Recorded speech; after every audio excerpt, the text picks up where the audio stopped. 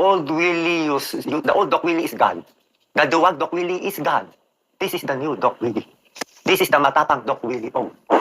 Hello everyone, kumusta po tayong lahat? Naway nasa mabuti tayong lahat na kalagayan.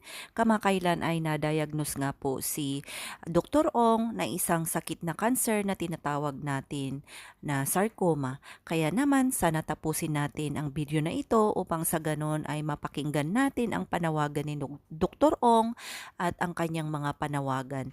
Naway maisama natin po sa lahat ng ating panalangin si Dr. Ong na alam naman po natin na napakalaki po ang naitutulong niya sa atin sa pang-araw-araw sa paggawa ng kanyang iba't ibang mga videos upang sa ganun ay magkaroon po tayo ng health tips.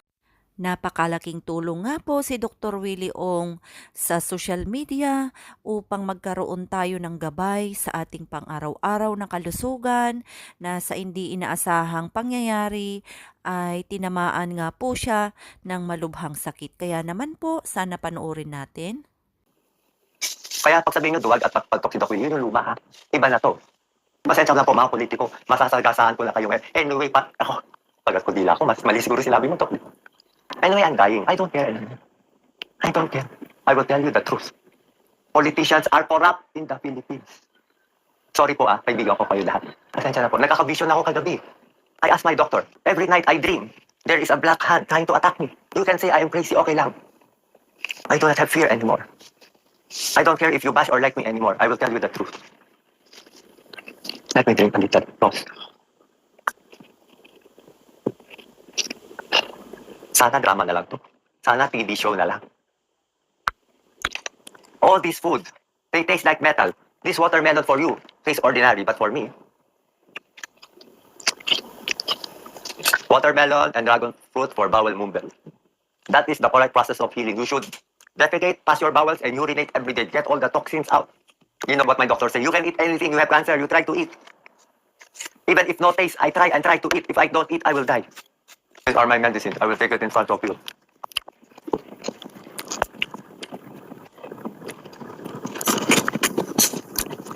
My relatives do not want me to make this video. But I said, I owe it to the Filipino people to be honest to them. I owe it. Mahal na mahal na mahal na mahal na mahal na mahal na mahal na mahal ko kayo po lahat. Hindi nyo naiintindihan gaano ko kayo kamahal.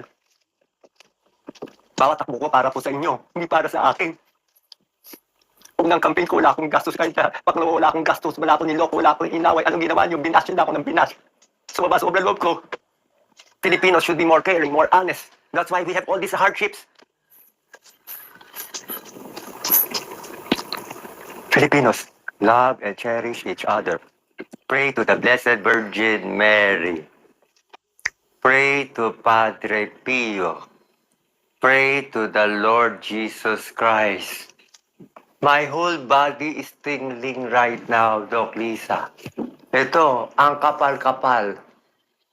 It's like a spirit came here, all over here.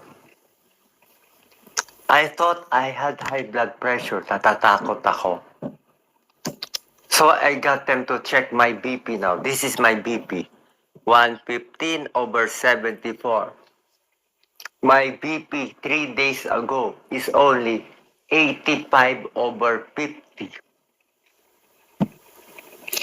3 days ago, I was vomiting, shouting, delirious.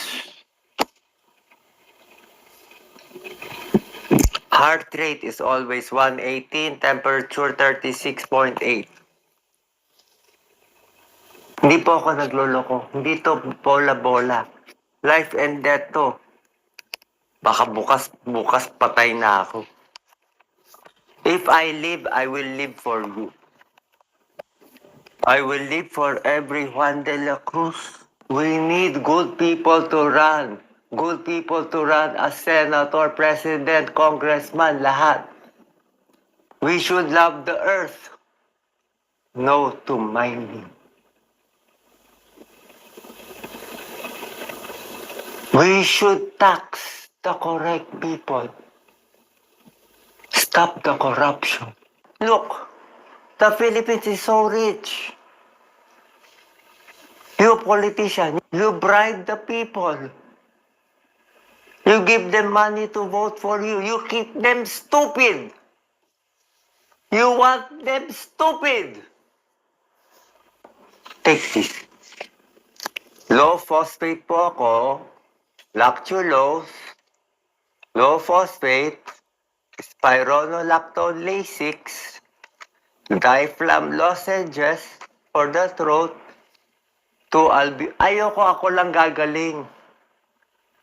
Naiiyak ako. I was crying because they had the best health care.